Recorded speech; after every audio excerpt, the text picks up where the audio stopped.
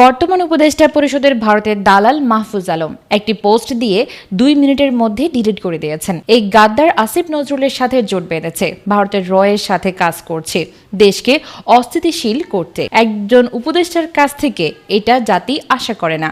চলেন জেনে নেই কি লিখেছিলেন মাহফুজ আলম, ফেসবুক পোস্ট দিয়ে ডিলিট করলেন কেন।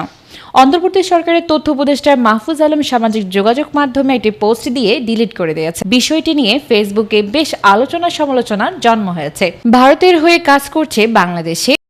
অনেকেই প্রশ্ন করছেন, একজন উপদেষ্টা কি এমন পোস্ট দিয়েছেন যে সেটি আবার ডিলিট করে দিতে হলো? চলুন দেখি মাহফুজ আলমের সেই পোস্টে কি ছিল। তথ্য উপদেষ্টা তার ভেরিফাইড আইডির পোস্টে লিখেছিলেন, আমাকে নিয়ে নোংরামি করতেছো, ঝামেলা নাই, ফ্যামিলির টাইনও না, যুদ্ধাপরাধের সহযোগী রাজাকারেরা, এটা লাস্ট ওয়ার্নিং।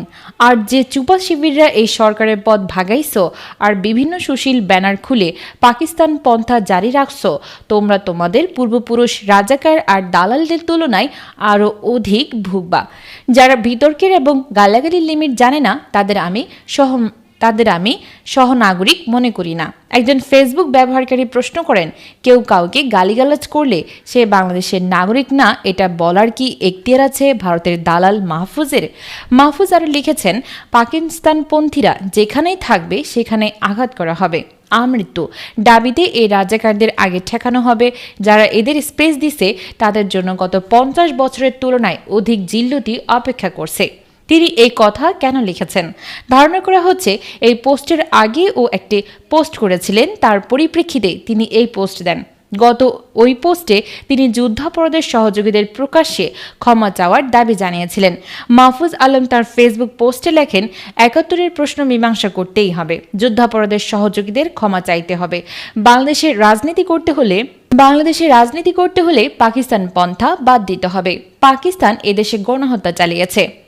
পাকিস্তান অফিসিয়ালি ক্ষমা চাইলেও তদুপরি আবারও ক্ষমা চাইতে রাজি হলেও যুদ্ধাপরাধের সহযোগীরা এখনও ক্ষমা চায়নি।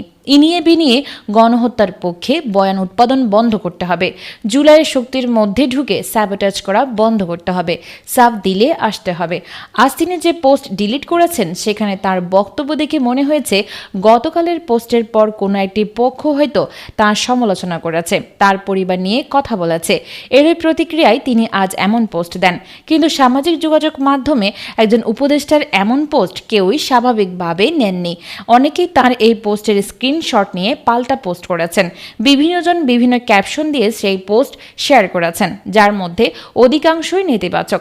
যেমন হাবিবুল্লাহ মিসবা নামের একজন ফেসবুক ব্যবহারকারী উপদেষ্টা মাহফুজ আলমের পোস্টের স্ক্রিনশট শেয়ার করে লিখেছেন, মাহফুজ আলমের মনে যদি এইরকম ব্যক্তিগত ক্ষোভ ও প্রতিশোধের আগুন থাকে তাহলে তো তাকে নেতা বা উপদেষ্টা মানাটা একটু কঠিনই হয়ে গেল।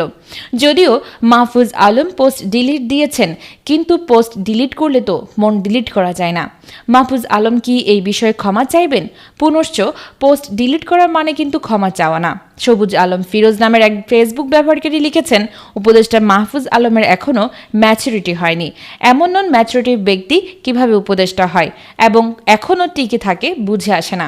একটা স্ট্যাটাস দিয়ে আবার 3 মিনিট পর ডিলিট দিয়ে দেয়। সারাক্ষণ ফেসবুক নিয়ে পড়ে থাকা ব্যক্তি রাষ্ট্রের মন্ত্রী পদমর্যাদায় বসে থেকে কাজ করে কখন?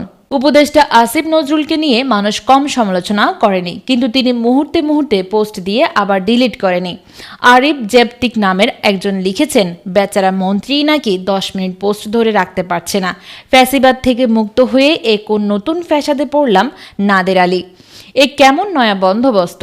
ফায়াজ ইফতি নামের আরেকজন লিখেছেন, মাহফুজ অসুস্থ হলে তাকে মানসিক চিকিৎসা নিতে হবে, আর সুস্থ হলে বক্তব্য প্রত্যাহার করে ক্ষমা চাইতে হবে। দ্রুত সিদ্ধান্ত নাও মাহফুজ।